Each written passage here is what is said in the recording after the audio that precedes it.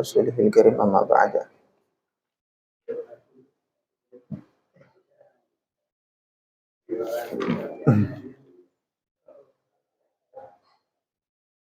Alhamdulillah jemaah salat maghrib yang dimuliakan Allah, kita lanjut ngaji qasidah burdah karya Syekh Muhammad Al-Busiri rahimahullah.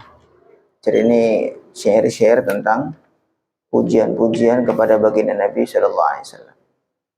Ini kita kalau malam Senin kita ngajinya yang ringan-ringan, yang untuk melembutkan hati, cerita tentang kerinduan-kerinduan kepada baginda Nabi Muhammad sallallahu alaihi wasallam. Ila hadratin Nabi Mustafa Muhammad sallallahu alaihi wasallam. Oleh Syekh Muhammad Al-Busri, Allahumma kana bi al-fitrin al-Fatiha. A'udzu billahi minasyaitonir rajim. Bismillahirrahmanirrahim. Alhamdulillahirabbil alamin arrahmanir rahim. Iyyaka na'budu wa iyyaka nasta'in. Ihdinas siratal mustaqim, siratal ladzina an'amta 'alaihim ghairil maghdubi 'alaihim waladdallin.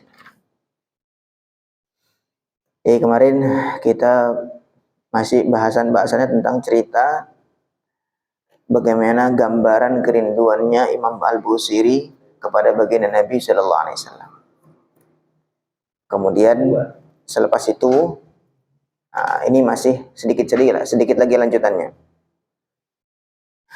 Adatka haliya la sirri bi mustatirin anil wushati walada'i bi munhasimi ma hattani nusha lakin lastu asma'uhu innal muhibba 'anil 'udzali fi samami in ittahamtu nasiha syaibi fi 'adali wa syaibu ab'adu fi nushin 'anit tuhami ila akhir. Adatka telah sampai kepada kamu hali, kondisi aku, kondisi diriku. La sirri bimustatirin, tidaklah rahasiaku itu tertutup. Kamu bisa sekarang melihat kondisiku seperti apa. Kemarin gambarannya itu awal pertama kali nazamnya itu amin tadzakkuri jiranin bidhi salami mazajtadam an jara min muqlatin bidami.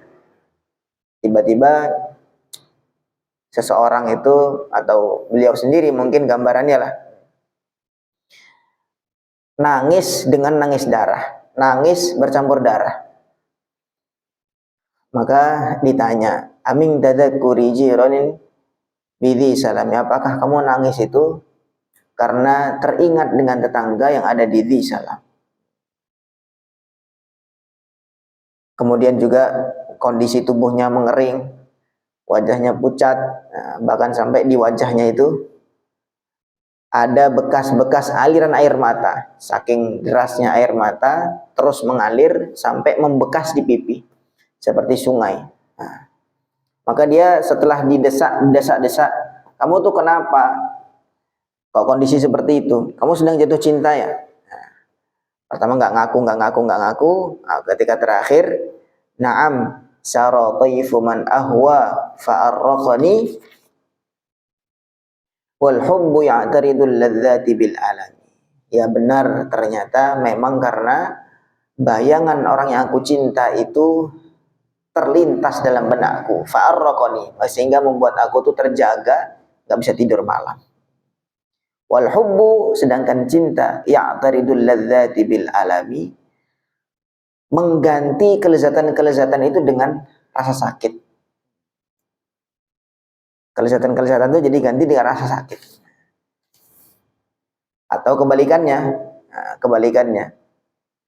walaupun kelihatannya sakit, tetapi hatinya itu cinta, hatinya itu gembira. Maka kemudian ini lanjutannya, adatka hali ila sirri bimusat. Ini udah, sekarang saya sudah ngaku, saya sudah cerita kepada kamu kondisiku seperti apa, bahwa saya sedang jatuh cinta kepada seseorang. Anil wushati waladai bimunhasimi,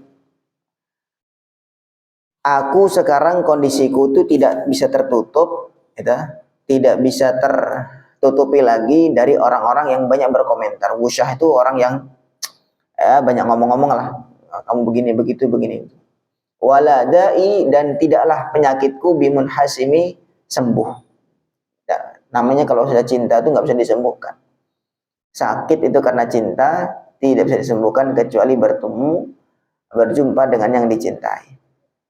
Maka saya, biarlah orang mau menasihati apapun, mau komentar apapun tentang aku, tetapi tetap penyakitku karena cinta ini nggak akan sembuh dengan omongan-omongan itu semua. Allah Akbar. Ma hattani nusha lakin lastu asma'uhu.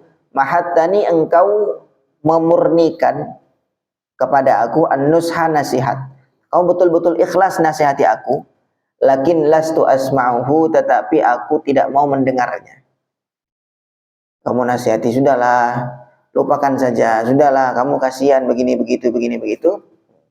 Lakin lastu asma'uhu, tetapi saya tidak mau mendengarnya. Innal muhibba, sesungguhnya orang yang jatuh cinta itu, anil udzali, dari orang-orang yang mencemooh, fi somami, sungguh berada di dalam ketulian. Orang itu jatuh cinta itu membutakan, dan cinta itu membuat buta dan tuli. Jadi kalau kata Imam Busiri ini, kamu mau nasihat seperti apa, tidak akan masuk.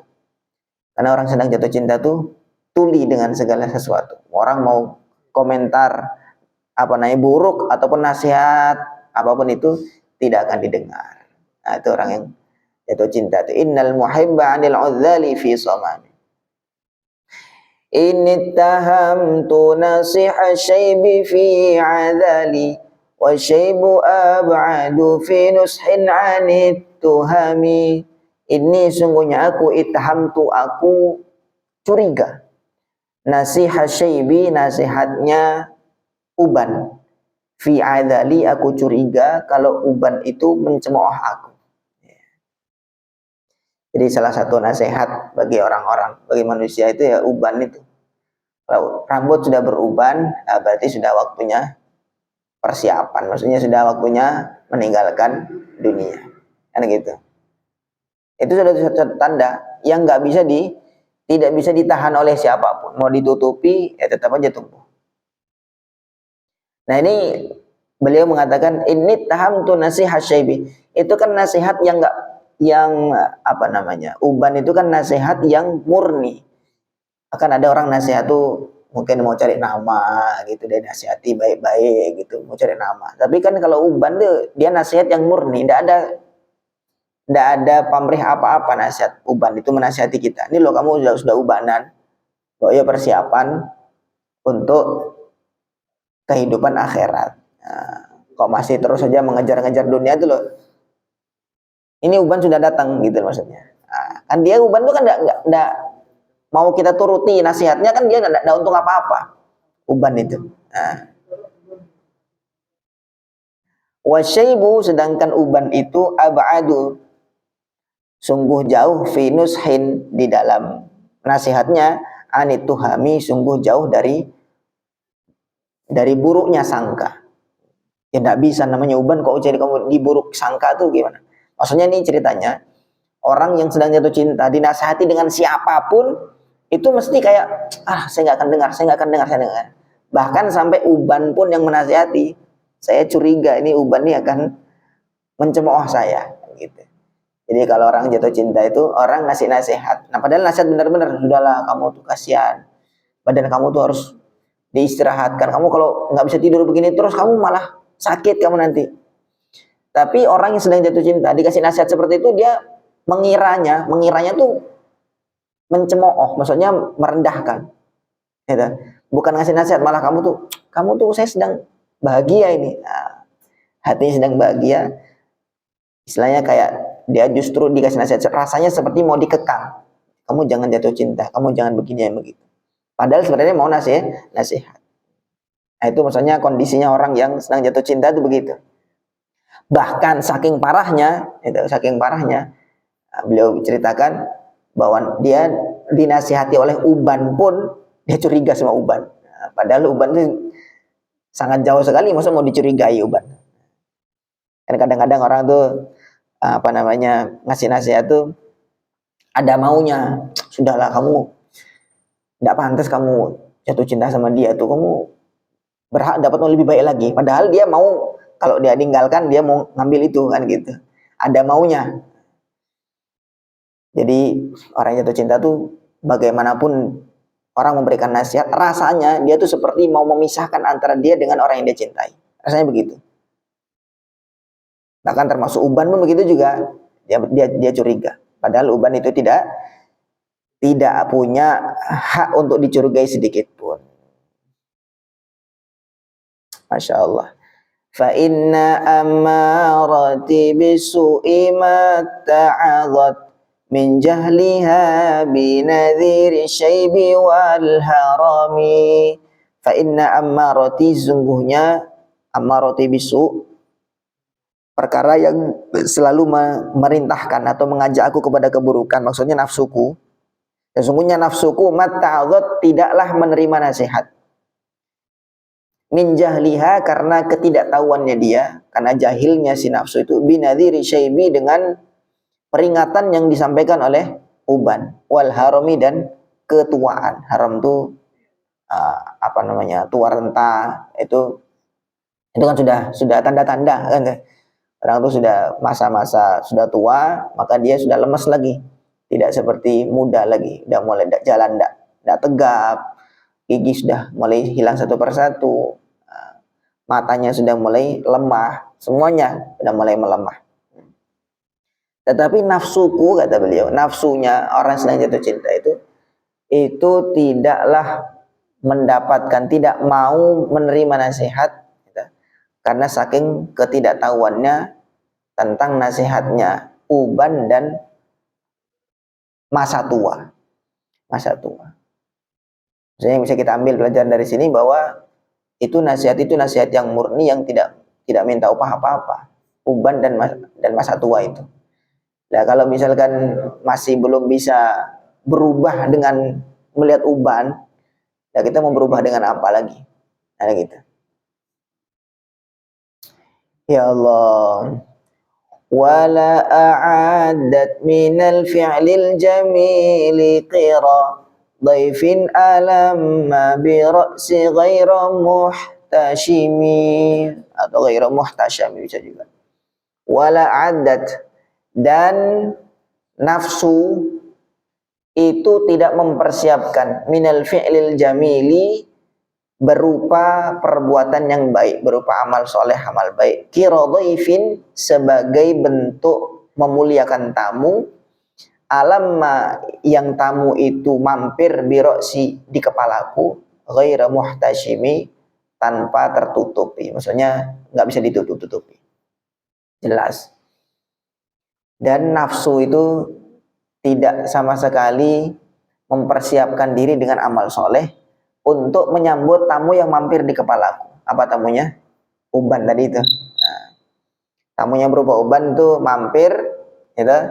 Tetapi nafsu, karena dia tadi ketidaktahuannya terhadap nasihat Uban dan masa tua, dia sama sekali tidak mempersiapkan diri dengan amal soleh sebagai bentuk penghormatan terhadap tamu yang datang. Ghairu muhtashimi, yang mana tamu itu nggak bisa ditutupi. Ya, Uban kan nggak bisa ditutupi. Nampak terus kelihatan, itu sudah nampak jelas. Allahu Akbar. Lau kuntu a'lamu anni ma uwaqiruhu katamtu sirran badali minhu bil katami. Lau kuntu, seandainya aku tahu, seandainya aku a'lamu, tahu, anni ma waqiruhu, bahwasanya aku tidak memuliakan tamu yang berupa Uban tadi itu, katamtu, aku menyembunyikan, sirron,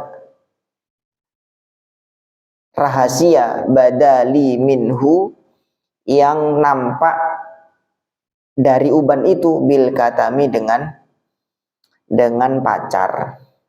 Biasanya kalau orang-orang Arab tuh atau orang-orang India biasanya tuh kalau uban itu disemir, semirnya pakai semir merah, pacar itu lah, daun pacar tuh, sehingga ubannya nggak nampak putih tetapi merah. Kata beliau, seandainya aku tahu bahwa nafsu tidak mau menaati atau tidak mau mengambil nasihat dari uban, ya sudah, kayaknya lebih baik aku sembunyikan saja uban ini dengan katam, sembunyikan uban itu dengan pacar. Padahal uban itu nasihat yang betul-betul murni, yang tidak minta upah apapun. Man li biraddi jimahin min ghawayatiha, man li biraddi jimahin min ghawayatiha, kama yuraddu jimahul khayli bil lujumi.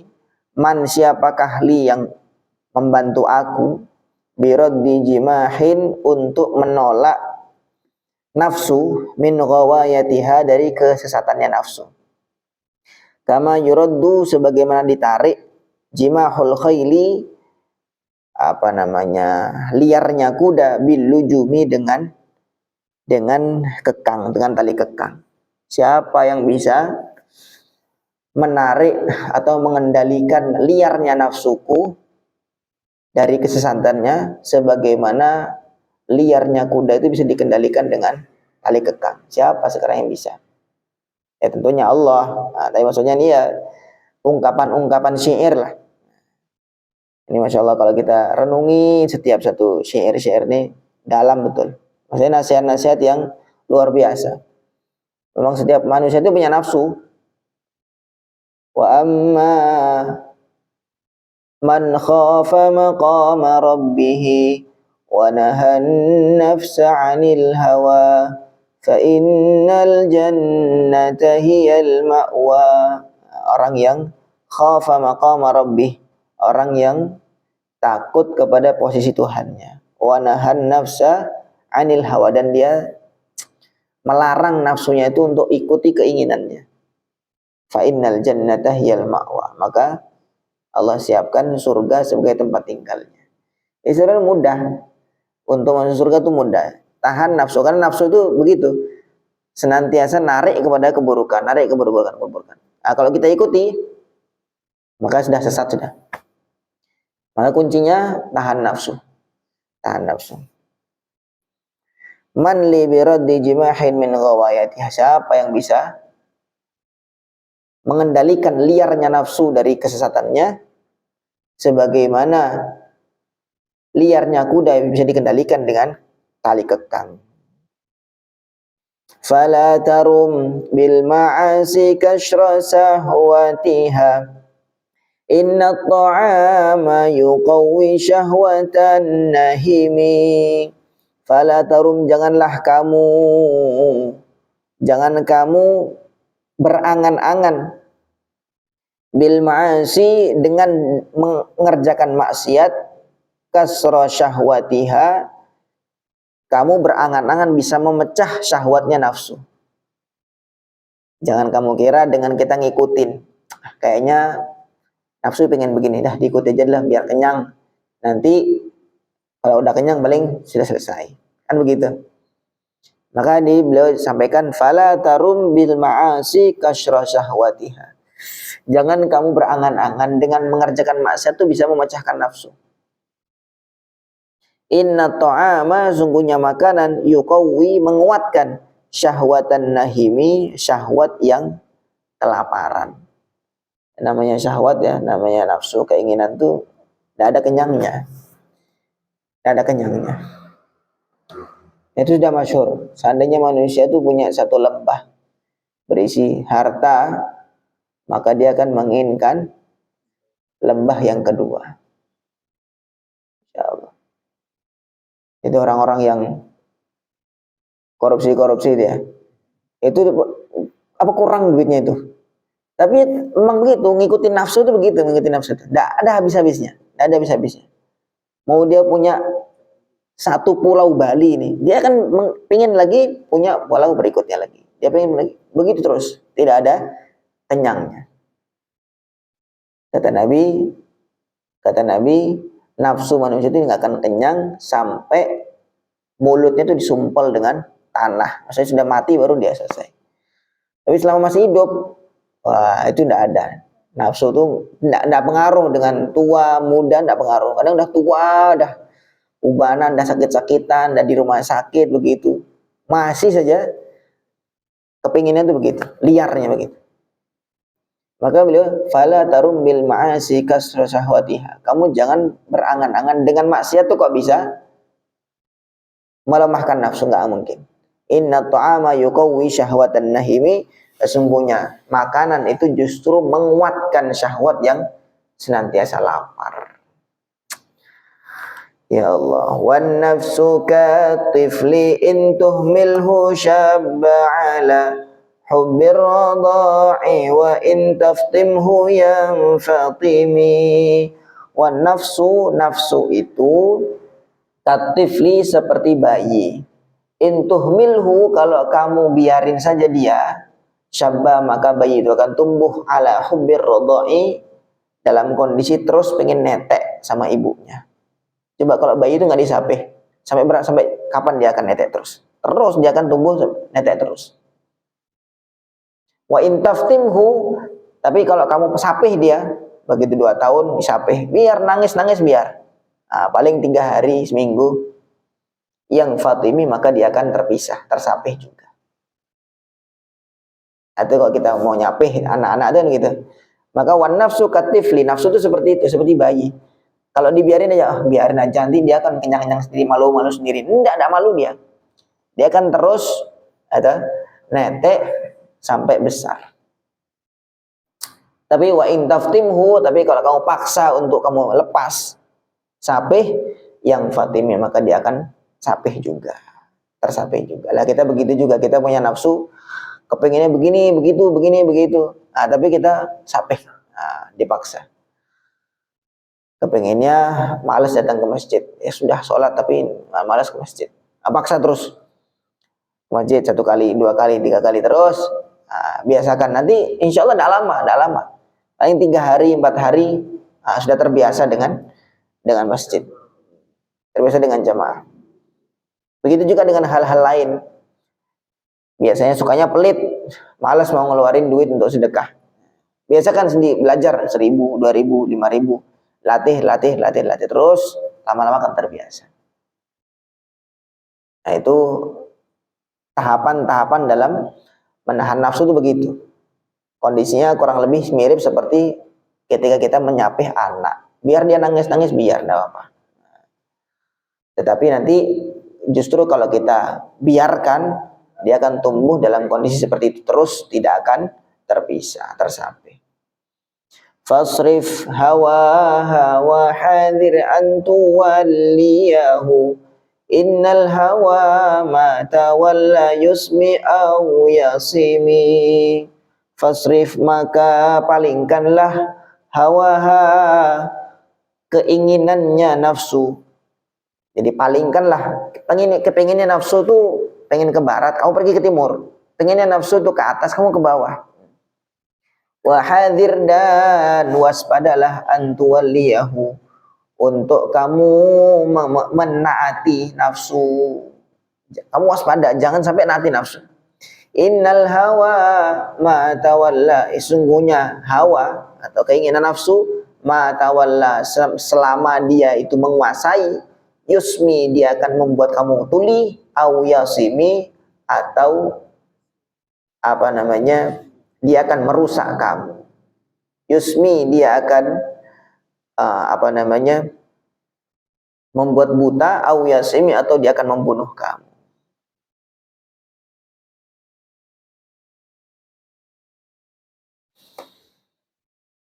Ya Allah.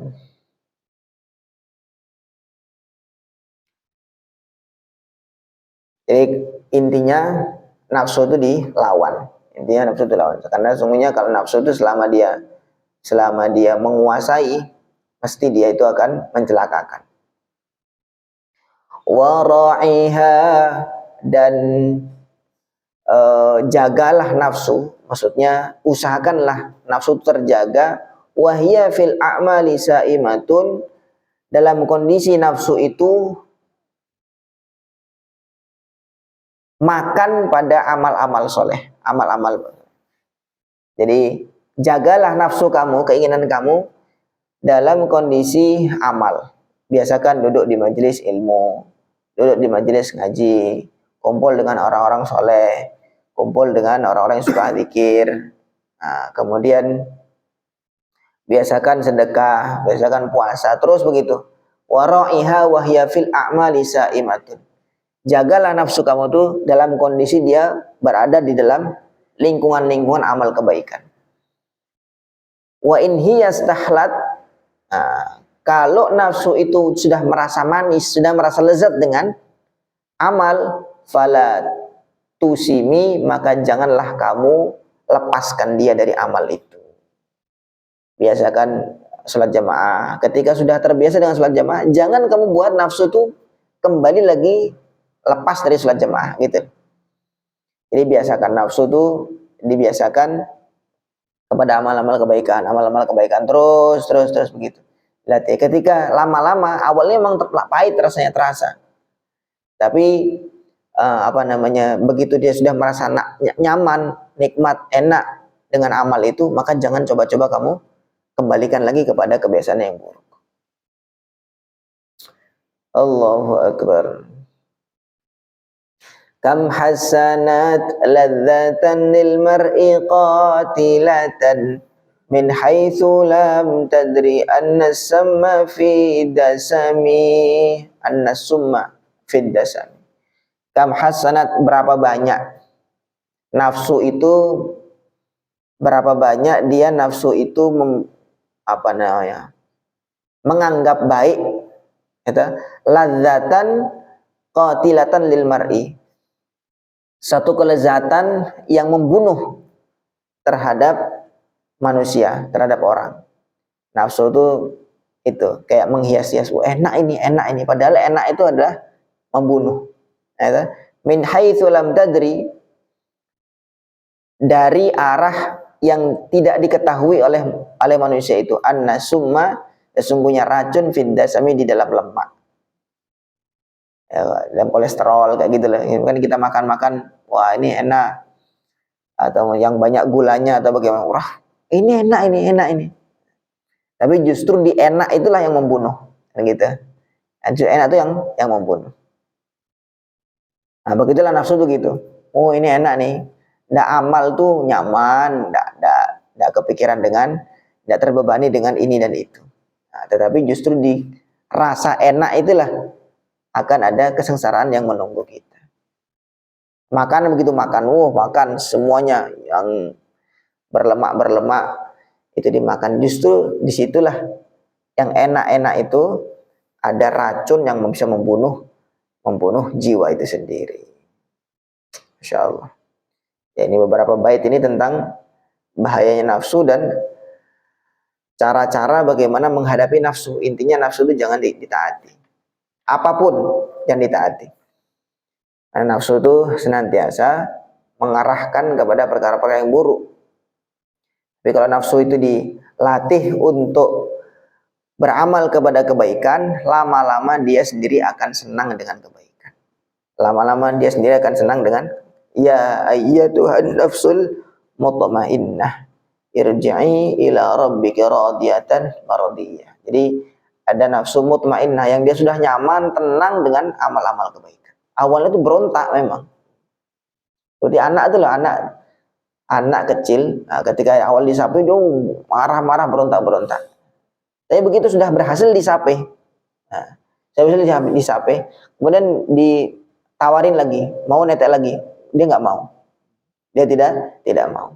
Merasa malu, sudah besar atau bagaimana begitu, ya pokoknya dia sudah nggak mau lagi. Nah, begitu nafsu juga begitu, kita latih terus pelan-pelan, sedikit, maka lama-lama nafsu itu akan menjadi baik juga. Wallahu a'lam. Mudah-mudahan menjadi tambahan nasihat untuk kita semua. Mudah-mudahan kita mau bisa mengamalkan. Subhanallah bihamdihi, subhanakallahumma bihamdika, asyhadu an la ilaha illa anta, astaghfiruka wa atubu ilaik. Assalamualaikum warahmatullahi wabarakatuh.